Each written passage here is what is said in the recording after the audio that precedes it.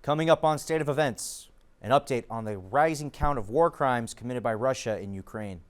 And the latest on the manhunt underway in New York after a mass shooting on the subway this morning.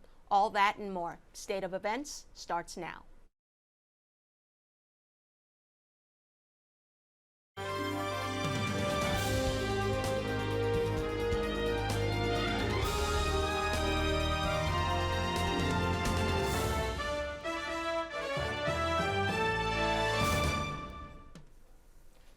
Good afternoon and welcome to State of Events. I'm Jenny Shao. And I'm Elijah Rutsky. We start today's newscast with a bit of breaking news from New York, as at least 16 people have been injured in a subway shooting this morning. The manhunt is currently underway after a lone gunman in reflective vest and gas mask threw smoke bombs in a subway car in Brooklyn and opened fire. Police say the incident happened just before 8:30 a.m. and that the suspect was seen mumbling to himself before he put the vest and mask on. Officials confirmed that those who are injured are in critical but stable condition. We will be monitoring the situation as more details emerge. In international news, reporters in Bucha, Ukraine, witnessed the aftermath of various war crimes. The most heinous crimes include binding, burning, and shooting civilians. Following that, reporters described acts of looting and seniors being held hostage by Russian soldiers in their own homes. One civilian told reporters the Russians, quote, need to kill someone, and killing civilians is very easy, end quote. Cleanup efforts have started at a train station in Ukraine after a deadly Russian attack on Friday. With the station out of service, civilians are trying to find other ways out. CNN's Ben Wiedemann has more. The air raid siren rings out over a scene of carnage past. In Kramatorsk's railway station, a ripped shoe, a discarded hat, a cane left behind. They came to the station with only what they could carry, hoping to reach safer ground, but nearly 60 never left. Lives cut short by a missile. On it, someone scrawled in Russian, "For the children." 4,000 people were here waiting for a train west when the strike happened. The massacre accelerating the exodus. Most of the residents of Kramatorsk have left the city, having been urged to do so by local authorities, as this part of the country, the entirety of eastern Ukraine, braces for what could be a massive Russian offensive. At the city's bus station, Nikolai, a volunteer, has been helping with the evacuation. For him, news of the pullback of Russian forces around the capital Kyiv was bittersweet. When I heard about Kyiv, that they leave Kyiv, I was happy, but then I realized a couple seconds later that they move in to Donbass, all their forces. I can't say that I'm scary, but I'm worried about my people, about mothers, about grandparents. Some are heading west, others north to the town of Slovyansk, where trains still run. Oksana and a friend and their children are bound for Lviv in the far west. There's a lot of bombing here, says Oksana. I'm afraid for the children. The children, thankfully, still children. A handful of adult relatives stay behind, far more aware of the danger ahead. Ben Wiedemann, CNN, Slovyansk, Eastern Ukraine.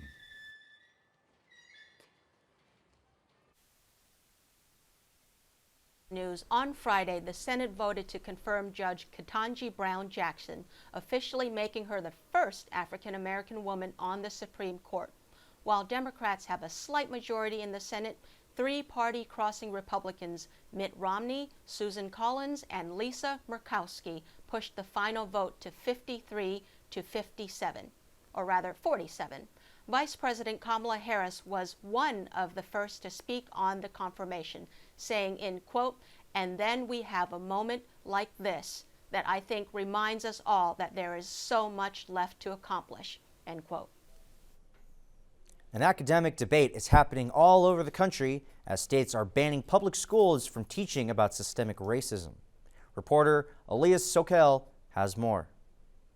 Thank you, Elijah. Critical race theory is seeing the role of racism that plays in history and society, and that has become an issue for parents all over. Critical race theory is a way of seeing the past through the lens of racism. The Heritage Foundation explains racism is systemic and structural. However, many parents in most Republican states are seeing it as a racial divide in schools. Critical race theory has been banned in 7 states, while the other 17 have new bills and policies in place to prevent teachers from talking about racism. Senator of Tennessee Marsha Blackburn introduced a resolution bill back in 2001 to condemn these teachings for K through 12 and advocates on Twitter. As children, that they should self-segregate because of color, and that they should make selections and judge individuals based on the color of their skin. Longtime academic and chair of Africana Studies at San Francisco State, Abul Patray, says he isn't surprised and that it's much more than what we are seeing. It says a whole lot about the mere fact that they're trying to ban critical race theory is a testament to the power of what racism really is. Teachers around the country are left to face the consequences. A high school teacher in Greenfield, Missouri, didn't expect to lose her job over being accused of using critical race theory in class. Kim Morrison gave her students a worksheet titled "How Privileged Are You?" after reading Dear Martin, an award-winning novel about racism, and received complaints from parents.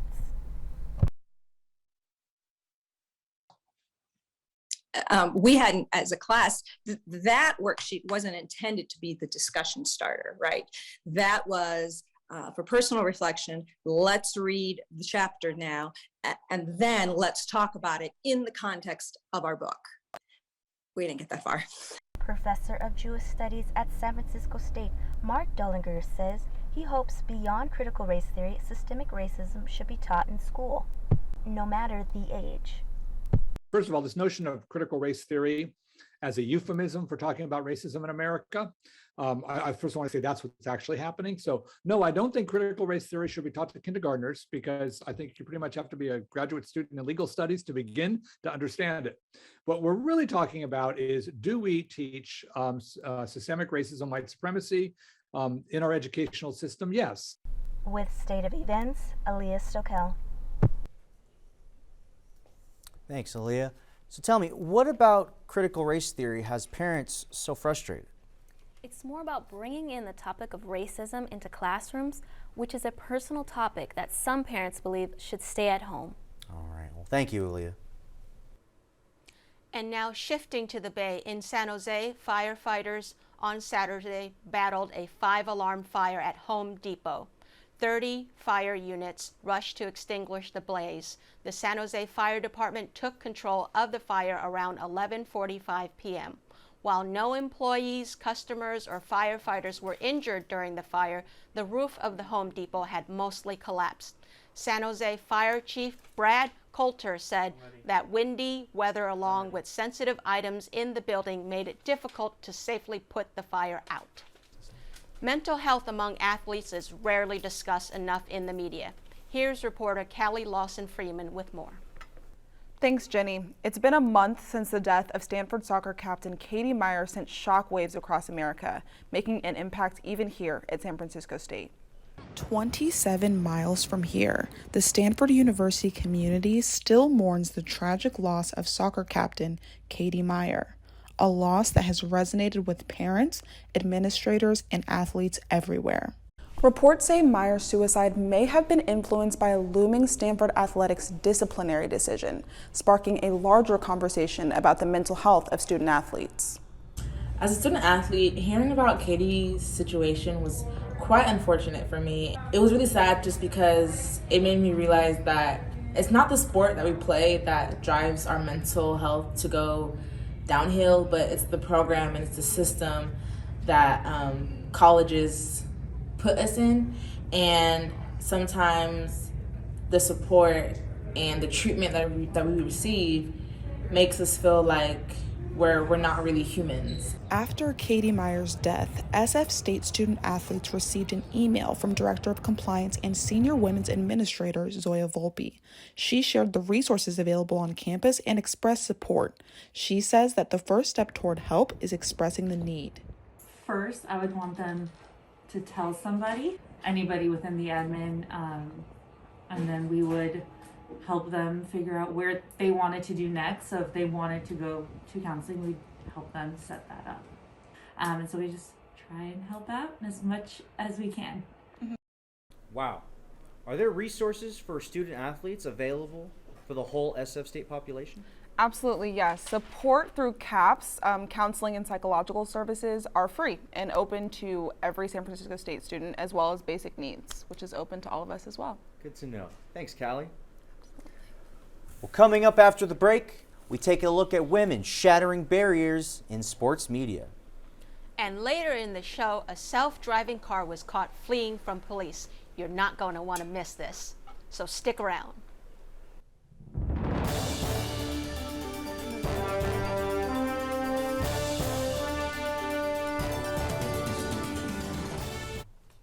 Welcome back to State of Events.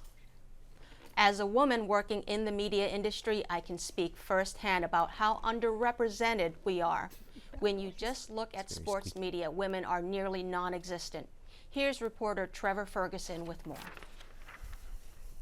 Some of the most famous sports calls of all time. 5 seconds left in the game. You believe in miracles? Yes! Travis Ishikawa hits one into right. The Giants win the pennant. McGee with 4. Kemba Walker, step back, Walker, cardiac, Kemba does it again! Different divisions, leagues, and sports.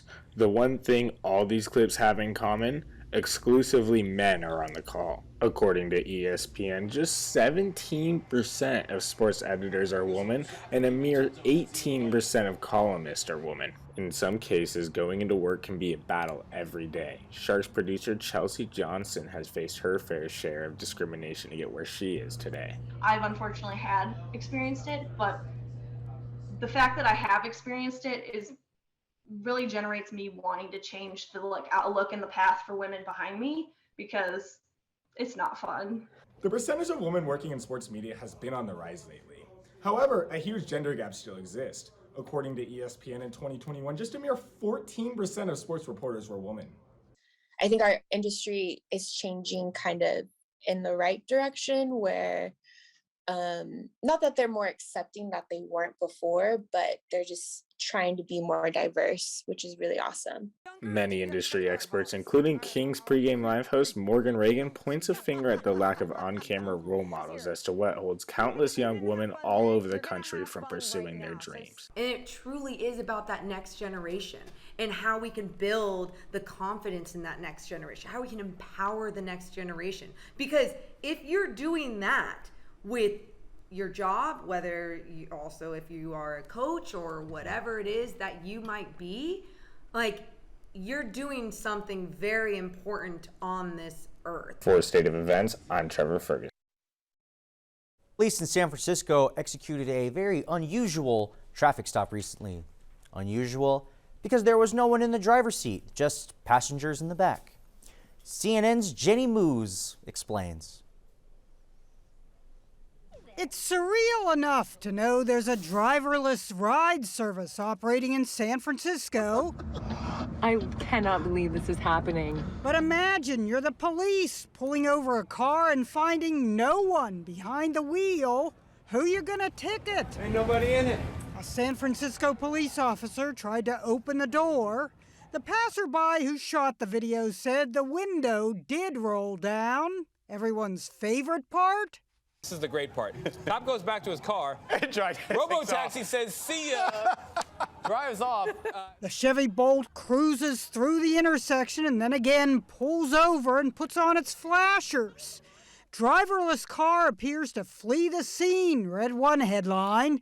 But the company Cruise that runs the ride service says our autonomous vehicle yielded to the police vehicle, then pulled over to the nearest safe location for the traffic stop as intended. Are you serious?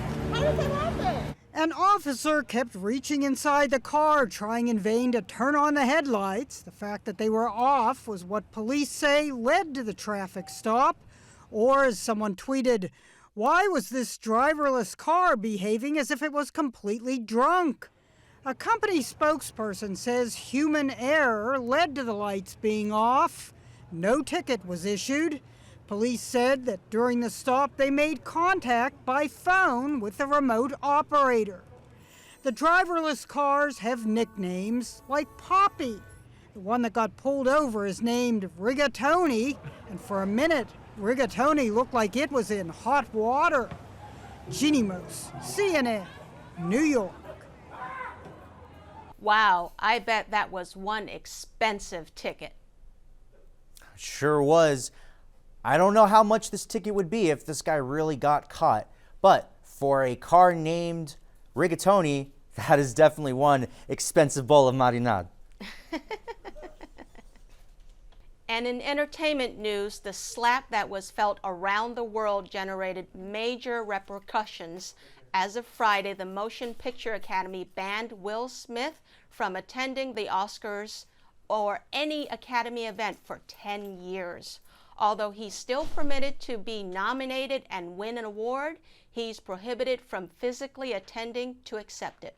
Smith said, quote, "I accept and respect the Academy's decision."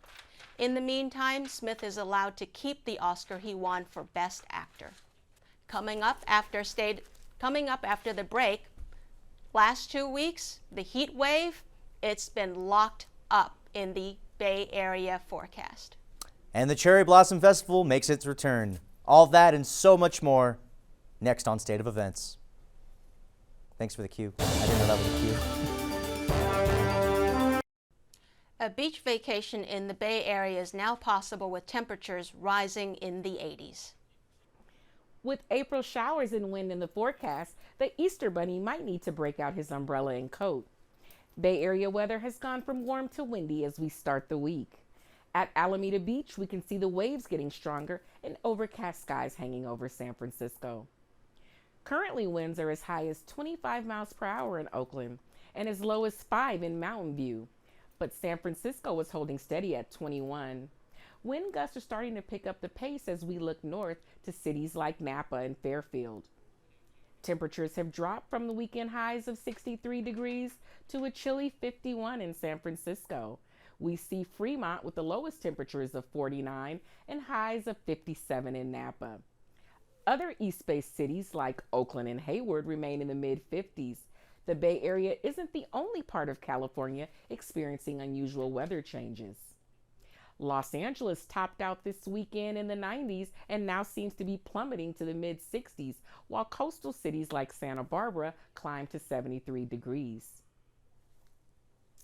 The 5-day forecast shows rain every other day, but Easter Sunday is expected to be sunny with highs in the mid-60s.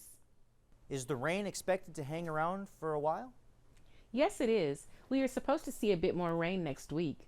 All right. Thanks for the weather, Stacy. No problem, Elijah. Speaking of sun, many San Franciscans are debating on whether Great Highway should remain car-free to pedestrians or open for cars. Our reporter Yesenia Zuniga spent a day on the beach to get the story. Whether you're driving past the ocean horizon or riding your bike across the beach, the Great Highway is a sensitive subject to all. However, the city has yet to make another legislative decision on the Great Highway. The Great Highway spans from Lincoln to Slope Boulevard in San Francisco's Sunset District. Visitors cross the highway to skate, ride bikes, walk dogs, and visit the area. It sits beside Ocean Beach. In 2020, during the pandemic, the San Francisco Park and Recreation Department closed off the highway to cars. City officials did this to create a COVID-safe space for residents during a time of lockdowns. The highway car closure resulted in an 80,000 visitor increase within 6 months, according to the park's website. The park also recorded its highest visitor rate in January 2021, welcoming over 11,000 travelers in one day. Some residents believe the area is a place for everyone to enjoy. I would say completely car-free because it is a safe access point for people. There has to be more work and more intention for that. Recent legislation ruled the highway would be closed to cars on weekends and select hours on weekdays. A local group called the Great Highway Park started a petition to keep the highway closed and become a park for the public. As you can see here at the Great Highway, many residents resort to this area as a means of a vacation and a beach getaway. However, some residents don't believe it should be entirely car-free. Another group in opposition, called Open the Great Highway, believes closing the roads leads to commuting traffic. The group says on their website that using this road offers fast driving alternatives that lower fuel emissions for the environment. One resident believes keeping the highway open to cars is the right thing. You know, it sounds great, but in practice it's not. It creates for a lot of traffic congestion, but those who need to commute, which are a lot of people that live out in this community, it's a pain in the ass. Unfortunately, State of Events was unable to get statements from both groups. The last decision made on the Great Highway was in February of this year. With State of Events, I'm Yesenia Zuniga. Thanks for that, Yesenia. Do you know how I can take action on this issue?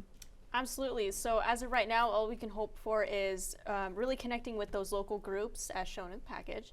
And you can always contact Supervisor Gordon Marr as well to just put in your input and how you feel. All right. Thanks, Yesenia. Elijah and Yesenia, The Great Highway thanks for that. Spring is in the air, and one San Francisco neighborhood is all about celebrating that. Japantown is hosting its 55th annual Cherry Blossom Festival. It's making its in-person comeback since the pandemic. The event will be taking place at Peace Plaza on Post Street. The event will continue for 2 days. The first day is on Saturday, April 16th, and will start at 11 a.m. And the second is on Sunday, April 17th, beginning at 12:30. There will be multiple booths with various activities inside. The center's mall, some activities include a sake ceremony, calligraphy, cosplay, showcases, traditional music concerts, and much more. Event organizers say this festival was made to celebrate the coming of spring and support the town's local business. So after SOT, it's going to come back to you. The community and local businesses, I would say Cherry Blossom Festival is back. So come by, drink a Sapporo beer and Terry Burger and have a good time.